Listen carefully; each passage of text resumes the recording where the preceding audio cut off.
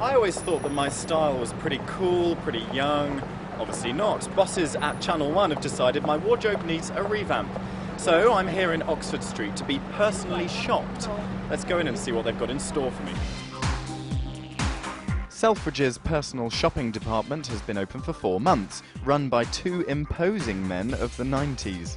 Hi, my name's Victor and this is Tarek. These two have long experience of turning women like Waynetta Slob into Liz Hurley. So you believe him when he says he can do similar things with men? Well, there's always been personal shopping for women, and I think the last couple of years now there's been a development where men realise that they could come in and have the same sort of service as women. I think also a lot of people aren't 100% sure of what actually suits them best.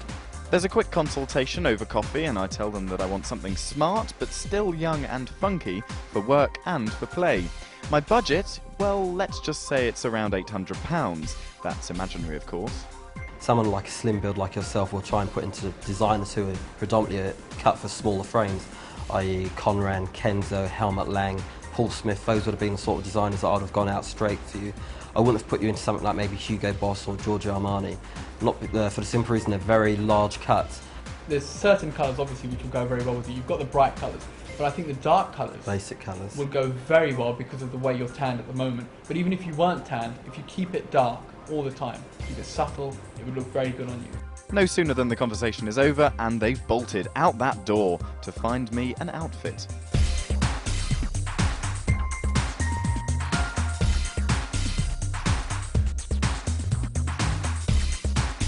After 10 minutes, they come back laden with silvery suits and natty knitwear. Like any kind of salesman, they had a knack of blinding me with fashion science, giving me the impression that these clothes were the only ones in the world that would fit me. It was as if I needed their advice if I were to look good. So what sort of man actually needs a personal shopper? It reflects a man in the office who actually does care about the way he looks. And it's no longer just going to wake up in the morning and he doesn't mind just wearing the old white shirt, pink shirt, put on the jacket and off he goes to work. He actually does care and it's really important to him.